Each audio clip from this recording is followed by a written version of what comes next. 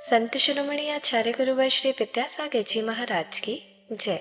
और हम युग प्रणेता पूज्य गुरुवर श्री प्रणम्य सागर जी महाराज की जय। ओम अरहम नमः।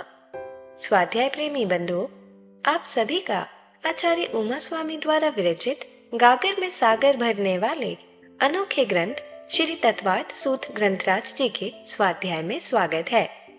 विगत 2 वर्षों में हमने तत्व विज्ञान अध्याय 1 से लेकर व्रत विज्ञान अध्याय 7 तक का सफर तय किया है और अब हम अपने अतिशय पुण्य फल से कर्म बंध विज्ञान अध्याय 8 के स्वाध्याय में कर्म बंध के बारे में जान सकेंगे। जो नए स्वाध्याय प्रेमी अब हमारे साथ जुड़ रहे हैं, वह पुराने स्वाध्याय के छूटने का विकल्प न करें। निश्चिंत भाव से स्वाध्याय करें। मुनिश्री की सरस सरल वाणी में उन्हें यह जटिल विषय भी बड़ी आसानी से समझ आएगा। स्वाध्याय प्रारंभ करने से पहले हम अध्याय 8 का सूत्र पाठन कर लेते हैं ताकि हम इन्हें कंठस्थ कर सके। यदि आपने पिछले अध्यायों की मौखिक सूत्र पाठन परीक्षा नहीं दी है तो भी आपको यह पाठ अवश्य करना चाहिए और इन्हें कंठस्थ करने का प्रयास भी करना चाहिए। मोक्ष मार्गस्य नेतारं भेत्तारं कर्म भूव्रतां ज्ञातारं विश्वतत्त्वानां वन्दे तद्गुणलब्धये।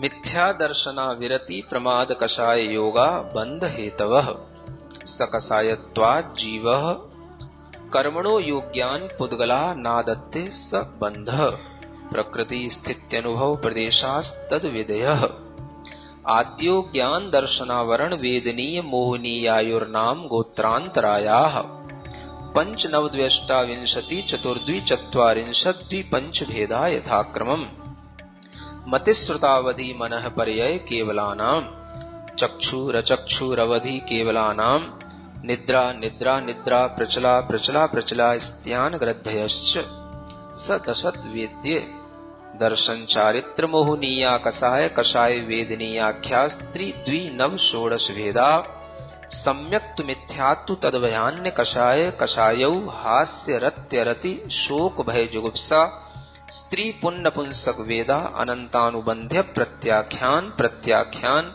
संजुलन विकल्पाश्चैकशः क्रोधमान माया लोभा नारक तैर्यज्ञोन मानुष दैवानि गति जाति शरीरांगोपांग निर्माण बंधन संघात संस्थान सहनन स्पर्श रस गंधान गंध वर्णानुपूर्व्य गुरु लघुपघात परघाता तपोद्योतोच्छ्वास विहायोगतः प्रत्येक शरीर त्रस सुभग सुस्वर शुभ सूक्ष्म पर्याप्ति स्थिरादे यशः कीर्ति सेतराणि तीर्थकरत्वं च उच्चैर नीचैश्च दानलाभ भोगोपभोग वीर्याणाम् आदितस्तिसृणा मंत्रायस्य च 30 सागरोपम कोटि कोट्यः परा स्थितिः सप्ततिर्मोहनीयस्य 20 नाम गोत्रयोः 33 सागरोपमाण्यायुषः अपरा 12 मुहूर्ता वेदनीयस्य नाम गोत्रयोरष्टौ शेषाणा मंतर मुहूर्ताः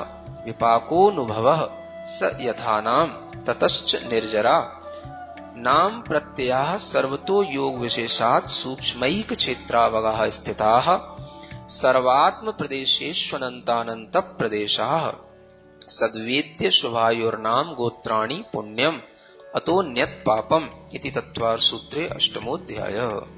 पूज्य मुनिश्री कहते हैं कि सिर्फ सूत्र के पाठन से ही हमारी विशुद्धि कई गुना बढ़ जाती है। हमने जाना कि 5 प्रकार के आवरण 5 प्रकार के ज्ञानों को आवृत करते हैं। मति ज्ञान और मति ज्ञानावरण, श्रुत ज्ञान और श्रुत ज्ञानावरण एक दूसरे के विरोधी होते हैं। अगर कर्म का इफेक्ट ज्यादा होगा तो ज्ञान कम होगा और ज्ञान ज्यादा होगा तो कर्म का इफेक्ट कम होगा। हमारे अंदर आज मति ज्ञान श्रुत ज्ञान तो थोड़ा थोड़ा होता है, लेकिन अवधि ज्ञानावरण और मनयपर्य ज्ञानावरण के कारण प्रत्यक्ष आत्मा से सभी पुद्गल पदार्थों को देखने वाला अवधि ज्ञान और किसी के मन की बात जानने की क्षमता वाला मनयपर्य ज्ञान पूर्णतः आवृत है। केवल ज्ञान भी पूर्ण आवृत है। इसी कारण प्रत्यक्ष आत्मा से कुछ भी बात नहीं होती। बस इंद्रियों से काम चल रहा है। इसलिए मति ज्ञान और श्रुत ज्ञान के 6 औपशमिक आवरण तो हमारी अनुभूति में आते हैं, लेकिन अवधि ज्ञानावरण आदि हमें अनुभूति में भी नहीं आते। इन आवरणों के कारण हमें पता ही नहीं होता कि हमारे अंदर कितना बड़ा खजाना पड़ा हुआ है। मति ज्ञानावरण, श्रुत ज्ञानावरण कर्म के 6 ऑप्शन से ही इन आवृत चीजों और उनके आवरणों को जान पाते हैं। हमने जाना कि 5 ही प्रकार के आवरण हर जीव में होते हैं, यहाँ तक एक इंद्रिय में भी और भव्य और अभव्य जीवों में भी। भव्य जीव में सम्यक दर्शन प्राप्त करने की, मोक्ष जाने की योग्यता होती है और अभव्य जीव में यह योग्यता नहीं होती। हम जानते हैं अभव्य जीव को कभी केवल ज्ञान, मनःपर्य ज्ञान नहीं होगा, लेकिन उसके इन कर्मों के आवरण तो होते ही है, जिसका मतलब है कि इन आवरण के पीछे ज्ञान भी है। बिना केवल ज्ञान के केवल ज्ञानावरण का क्या प्रयोजन?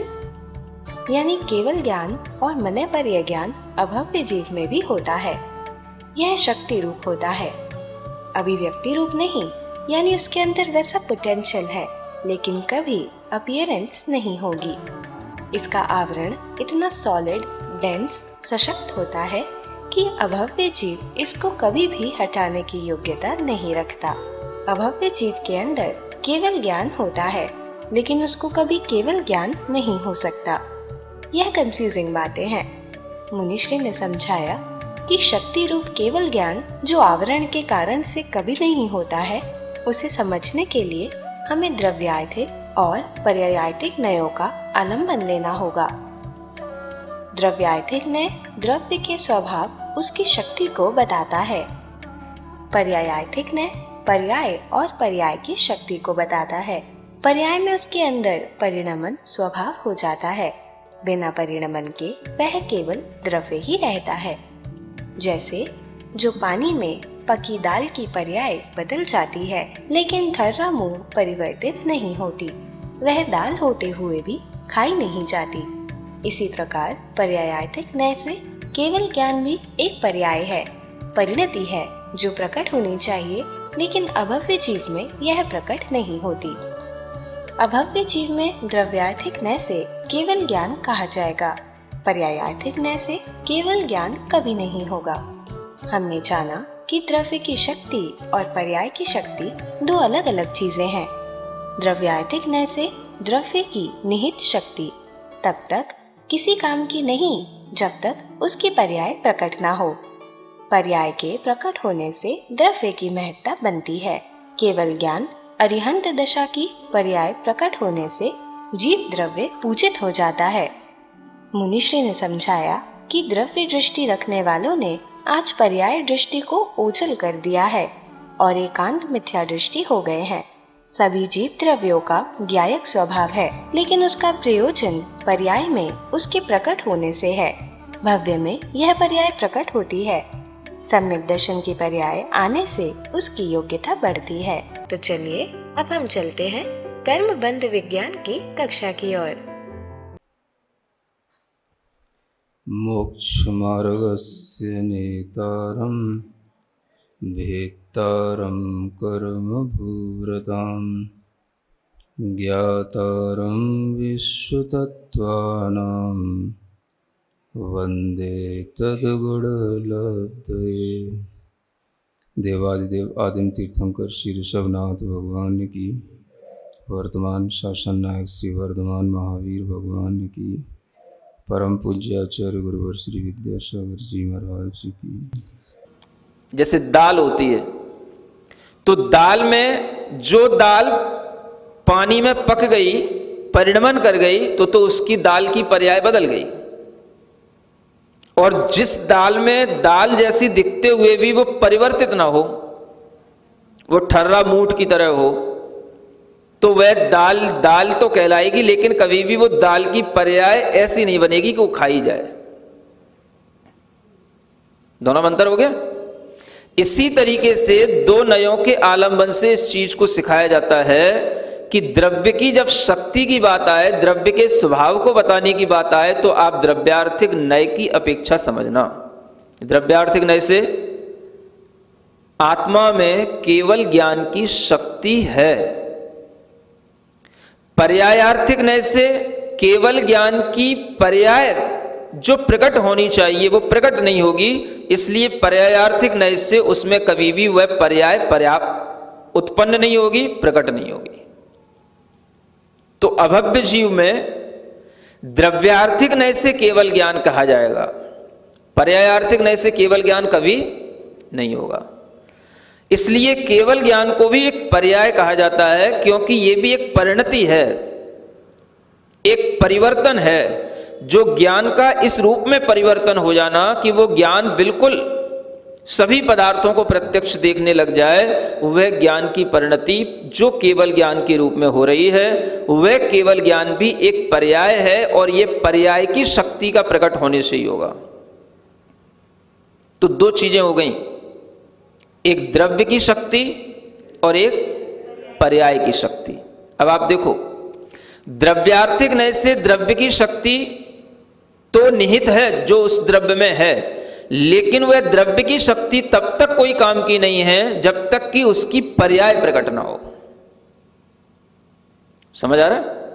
इससे आप ये समझ सकते हो कि पर्याय जो प्रकट होगी वही उस द्रव्य की महत्ता को बनाएगी। द्रव्य से महत्ता नहीं बनती कि द्रव्य में शक्ति है इसलिए यह द्रव्य महत्वपूर्ण है। पर्याय अगर वो प्रकट हो गई तो द्रव्य की महत्वपूर्णता बन जाती है, तभी उस जीव के अंदर भव्यता प्रकट हो गई कहा जाएगा, जिसमें सम्यक दर्शन हो गया, केवल ज्ञान हो गया, अरिहंत दशा प्रकट हो गई। पर्याय की प्रकटता से आएगा। सुन रहे हैं ना? द्रव्य दृष्टि रखने वाले लोग विशेष रूप से सुने। द्रव्य दृष्टि, द्रव्य दृष्टि, द्रव्य पर दृष्टि रखो, द्रव्य दृष्टि से ही सम्यक दर्शन होता है, द्रव्य दृष्टि से ही केवल ज्ञान होता है। द्रव्य दृष्टि से क्या होता है? द्रव्य दृष्टि का महत्व है कि पर्याय दृष्टि का महत्व है? यहां देखो, आप समझ आ रहा है? इस द्रव्य दृष्टि ने पर्याय की दृष्टि को इतना ओझल कर दिया है कि द्रव्य दृष्टि भी एकांत रूप से मिथ्या दृष्टि हो गई है। पर्याय की दृष्टि को इसने ओझल कर दिया है। द्रव्य का महत्व भी पर्याय के माध्यम से आ रहा है। केवल ज्ञान की पर्याय आ गई तो उस द्रव्य के अंदर वह पर्याय प्रकट होने के कारण से उस द्रव्य की महत्ता होगी, जो अरिहंत की तरह पूजा जाएगा, नहीं तो निगोद पर्याय में ही वो जीव पड़ा रहेगा। द्रव्य में शक्ति है, द्रव्य में ज्ञायक स्वभाव है, द्रव्य में उसकी अपनी सत्ता निहित है, या द्रव्य का वह स्वभाव है, उससे कुछ नहीं होने का। द्रव्य का सबका स्वभाव है, ज्ञायक स्वभाव सभी द्रव्यों का है, उससे क्या होने जाने का है? पर्याय में वो चीज प्रकट होनी चाहिए। भव्य में ये पर्याय प्रकट होती है, तब जाकर के उस मिथ्यात्व का अभाव होता है, सम्यक दर्शन की पर्याय आती है, तब जाकर के वह द्रव्य की योग्यता बढ़ती है। तो जिस द्रव्य में योग्यता प्रकट हो जाए उसी को हम महत्वपूर्ण मानते हैं, और वही महत्व का होता है। पूज्यता उसी की होती है, इंपॉर्टेंस उसी की होती है। दुनिया में भी वही पूजा जाता है जिसमें योग्यता है। योग्यता का मतलब क्या है? आप उस अपनी शक्ति को प्रकट कर लेते हो या प्रकट करना जानते हो, उस शक्ति का उपयोग कर रहे हो तो योग्य हो। और शक्ति है, कोई उसकी उपयोगिता नहीं, तो आप अयोग्य हो। तो अयोग्य को तो कहीं एडमिशन मिलता ही नहीं। तो द्रव्य दृष्टि से तो सभी केवल ज्ञानमय हैं। सुन रहे हैं ना द्रव्य दृष्टि वाले? द्रव्य दृष्टि से तो चाहे भव्य जीव हो चाहे अभव्य जीव हो, सब में केवल ज्ञान पड़ा है। द्रव्य दृष्टि से सब बराबर है। तो द्रव्य दृष्टि से हम किसमें क्या देखेंगे? हमें अगर डिफरेंस दिखाई देगा तो हमें पर्याय दृष्टि से आपने उसमें क्या परिणमन कर लिया, जो चेंजेसन आता है किसी भी चीज में, वही तो महत्वपूर्ण होता है। आपको पढ़ाया जा रहा है, पढ़ाए जाने के बाद भी आप जिस क्लास में बैठे हो आप उसी क्लास में 3 साल से पढ़ रहे हो। इसका मतलब क्या है? कि आप में कोई परिणमन नहीं हो रहा है। पर्याय का मतलब हाँ, टू चेंज, कुछ नहीं हो रहा। जो नहीं हो रहा है इसी का मतलब है कि आप एक ही जगह पर बैठने योग्य हो, माने आपकी कोई योग्यता नहीं बढ़ रही है, क्योंकि आपकी पर्याय बदल नहीं रही है। द्रव्य तो सबका अनंत ज्ञानमय है, उससे क्या होना जाना है? समझ आ रहा है ना? तो पर्याय दृष्टि का भी महत्व समझो। मैं इसलिए बता रहा हूं आपको कि दुनिया में द्रव्य दृष्टि इतनी हो गई है कि सब द्रव्य दृष्टि से ही हर द्रव्य को देख रहे हैं। उससे क्या होएगा? पूज्यता और अपूज्यता का व्यवहार, हमारे अंदर किसी भी तरीके का उत्साह, हमारे अंदर मोटिवेशन अगर आएगा तो सामने वाले की पर्याय को देख करके आता है, द्रव्य को देख करके क्या आता है? द्रव्य तो सभी के बराबर है। जिसके अंदर कोई ज्ञान प्रकट हो रहा है, जिसके अंदर कोई योग्यता प्रकट हो रही है, वही उसकी पर्याय है। वो योग्यता हमारे अंदर भी पड़ी है। हम वैसी योग्यता में जब तक परिणमन नहीं कर रहे हैं तब तक हम उससे सीखते रहेंगे, और जिस दिन हम भी वैसा परिणमन कर जाएंगे हम भी सिखाने लग जाएंगे। ये किसका काम है? द्रव्य का काम नहीं है। ये द्रव्य की पर्याय रूप होने की योग्यता के कारण से है। इसलिए द्रव्य का जितना महत्व है उससे ज्यादा महत्व उसकी पर्याय का है, जो उस द्रव्य को योग्य और अयोग्य बनाता है। समझ में आ रहा सबको? इसलिए कह रहा हूं, चाहे मने परे ज्ञान हो, चाहे केवल ज्ञान हो, सब ज्ञान सबके अंदर पड़े हैं, अभव्य में भी पड़े हैं। इसलिए द्रव्य दृष्टि से सबके अंदर ज्ञान है, लेकिन पर्याय दृष्टि से जिनके ज्ञान प्रकट हो गए वो ज्ञानी कहलाएंगे। वो उस 48 रिद्धियों के पाठ में आएंगे। णमो मणपज्जवणाणीणम, णमो उजमदीणम, णमो व्योलमदीणम।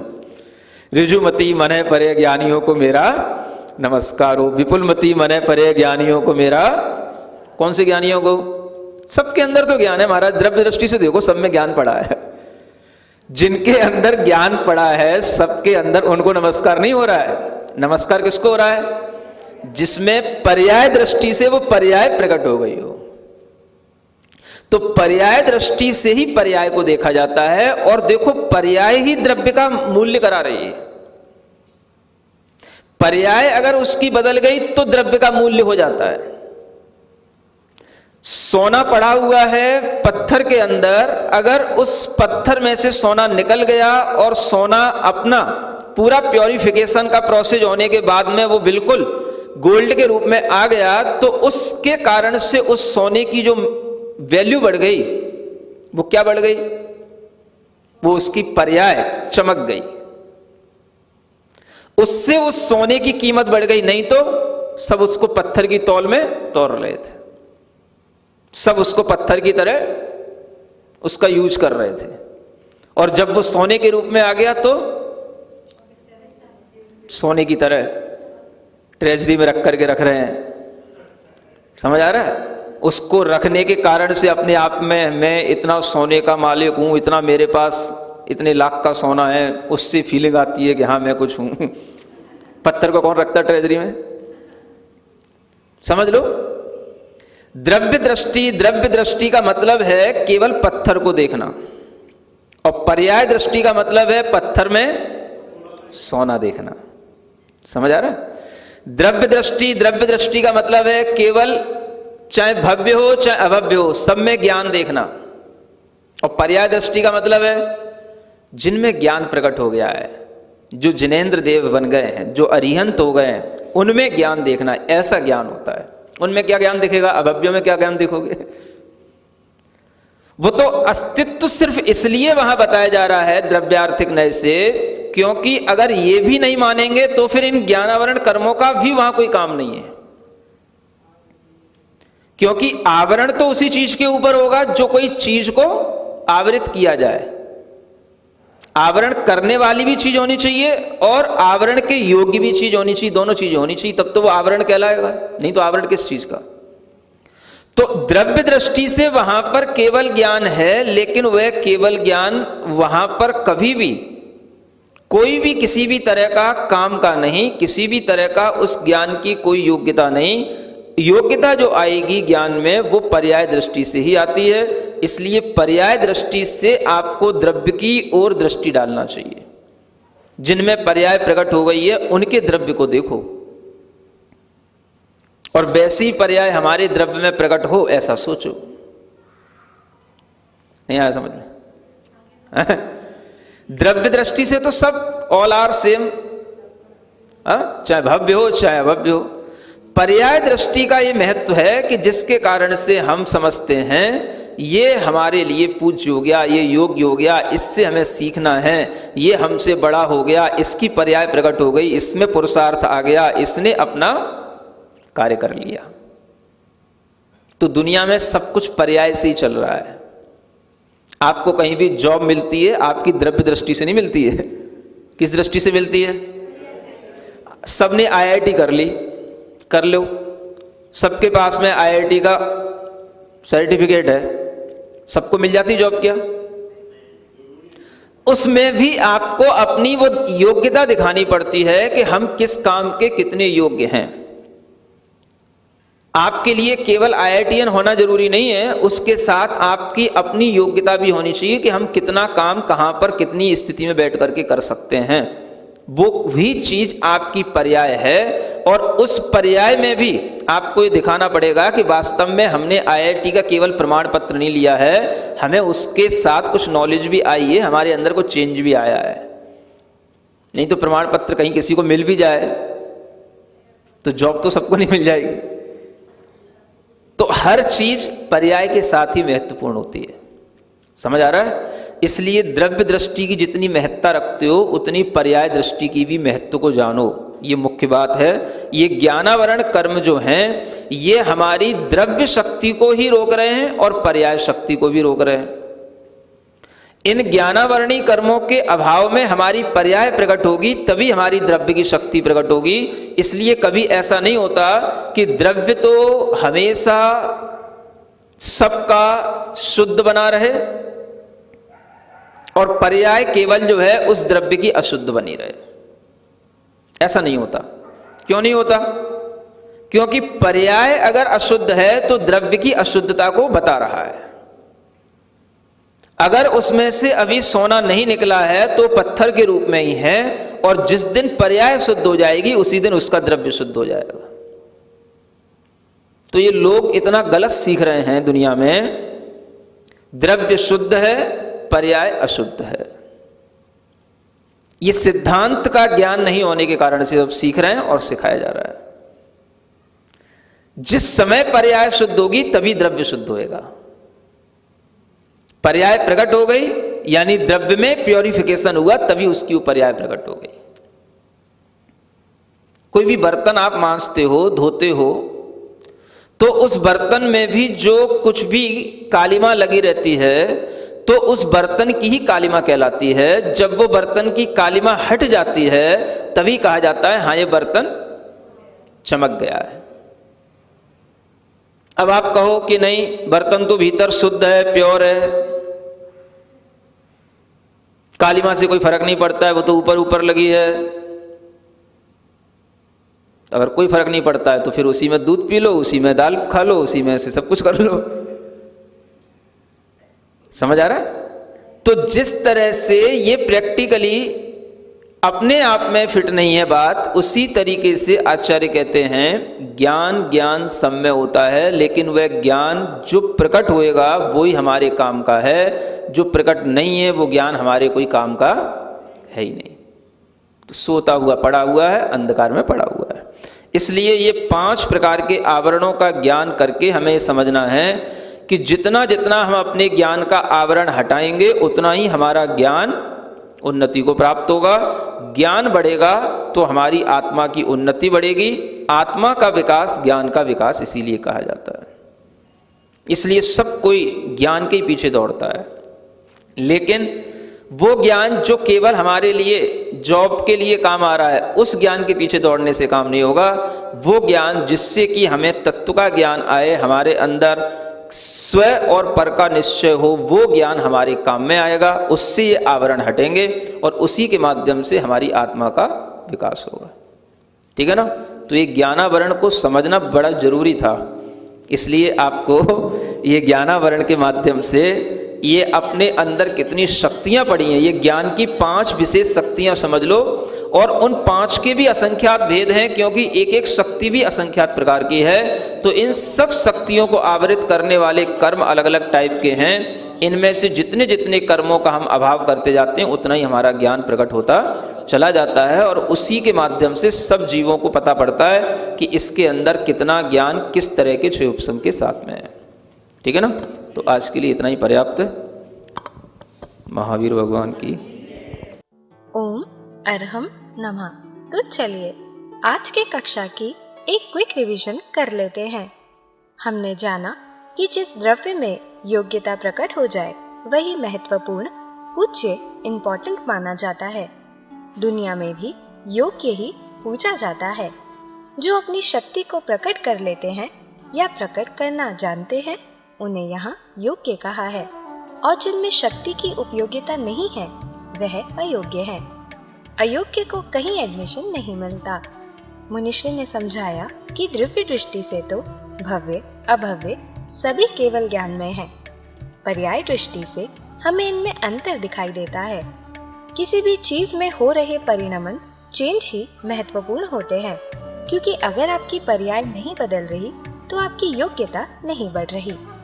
आज दुनिया में हर कोई द्रव्य दृष्टि से देख रहा है, लेकिन पूज्यता और अपूज्यता का व्यवहार पर्याय दृष्टि से होता है, क्योंकि सामने वाले की पर्याय को देखकर ही हमारे अंदर मोटिवेशन आ सकता है। द्रव्य तो सभी के बराबर है। यहाँ पर्याय का अर्थ प्रकट हो रहा ज्ञान योग्यता है। द्रव्य से ज्यादा महत्व उसके पर्याय का होता है, क्योंकि वही द्रव्य को योग्य और अयोग्य बनाती है। मनःपर्य ज्ञान, केवल ज्ञान तो अभव्य में भी होते हैं, लेकिन 48 रिद्धियों के पाठ में पर्याय दृष्टि से जिनके ज्ञान प्रकट हो गए उन्हीं ज्ञानियों को नमस्कार किया है। जिनके अंदर ज्ञान पड़ा है उनको नहीं। हमने जाना कि पर्याय बदलने से द्रव्य मूल्यवान हो जाता है। जैसे प्यूरिफिकेशन के बाद पत्थर में से सोना निकलने पर उसकी पर्याय प्रकट हो जाती है, वैल्यू बढ़ जाती है। जिसे हम पहले पत्थर में तोलते थे उसी को ट्रेजरी में रखते हैं। पर्याय दृष्टि पत्थर में सोना देखता है। जहाँ पर्याय दृष्टि जिसमें ज्ञान प्रकट हो गए अरिहंत भगवान में ज्ञान देखता है, द्रव्य दृष्टि भव्य अभव्य सब में ज्ञान देखता है। द्रव्यातीत न से अभव्य में ज्ञान का अस्तित्व तो सिर्फ ज्ञानावरण कर्मों के कारण बताया है, क्योंकि अगर आवरण है तो आवरण के योग्य चीज भी होगी। यहाँ केवल ज्ञान होते हुए भी वह किसी काम का नहीं है, क्योंकि उसमें उस ज्ञान की कोई योग्यता नहीं है। ज्ञान में योग्यता पर्याय दृष्टि से ही आती है। जिनमें ज्ञान की पर्याय प्रकट हो गई है उनके द्रव्य को देखकर हमें सोचना चाहिए कि उसमें पुरुषार्थ आ गया है, वह योग्य हो गया है। ऐसे ही पर्याय हमारे द्रव्य में भी प्रकट हो। दुनिया में सब कुछ पर्यायों से चलता है।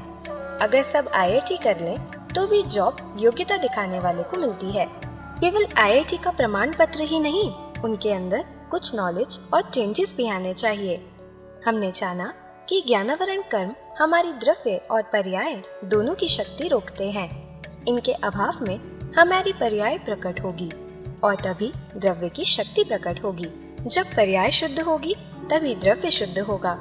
जब द्रव्य शुद्ध होगा तभी उसकी वह पर्याय प्रकट होगी। ऐसा नहीं होता कि द्रव्य शुद्ध हो और उसकी पर्याय अशुद्ध। जैसे बर्तन पर लगी कालिमा को हम शुद्ध नहीं मानते, उसे बर्तन की ही कालिमा कहते हैं और उपयोग में नहीं लेते। उसी प्रकार प्रकट हुआ ज्ञान ही हमारे काम का है। अंधकार में अप्रकट ज्ञान हमारे काम का नहीं है। जॉब के काम आने वाला ज्ञान भी हमारे काम का नहीं है। अपने अंदर स्व पर का निश्चय कराने वाले ज्ञान से ही हमारे ज्ञान पर पड़े आवरण हटेंगे और उसी से ही हमारी आत्मा का विकास होगा। इसलिए ज्ञान के विकास को आत्मा का विकास कहते हैं। ज्ञानावरण को समझकर हम आत्मा की 5 शक्तियों और उनके असंख्यात भेदों को समझ सकते हैं। जितना उनको आवृत करने वाले कर्मों का अभाव होता है उतना ही हमारा ज्ञान प्रकट होता जाता है। तो चलिए अब हम सभी जिनवाणी स्तुति करेंगे और तत्पश्चात समय होगा आज के सवाल का।